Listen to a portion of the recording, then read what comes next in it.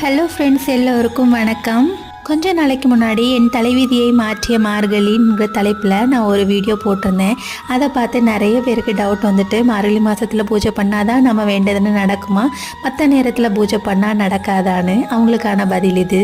பொதுவாக நாம் பண்ணுற எந்த பூஜையாக இருந்தாலும் நாம் பண்ணுற பூஜையை விட சக்தி வாய்ந்தது நம்மளோட எண்ணங்கள். நம்ம ஒரு பூஜையை செய்ய மூச்சில் நம்பிக்கை இல்லாமல் செஞ்சால் கண்டிப்பாக எந்த பூஜை பண்ணாலும் நம்மளுக்கு அதுக்குள்ள பலன் கிடைக்காது. அதே சமயத்தில் நம்ம பண்ணுற பூஜை மேலே முழு நம்பிக்கையை வச்சு அந்த சக்தி நம்மளை காப்பாற்றும், நம்ம வேண்டினது நடக்கும் அப்படிங்கிற பாசிட்டிவான எண்ணங்களோட செய்கிற எல்லா காரியத்துக்குமே நம்மளுக்கு கண்டிப்பாக வெற்றி கிடைக்கும். அதனால தான் பிரம்ம முகூர்த்த பூஜை பண்ண மூச்சில் பாசிட்டிவாக எல்லாத்தையும் நினைக்கணும்.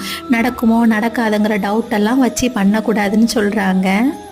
இதனால தான் பெரியவங்க சொல்லியிருக்காங்க, எண்ணங்கள் அழகானால் வாழ்க்கையும் அழகாகும்னு. அதனால் நல்லதே நினைப்போம், நல்லதே நடக்கும்.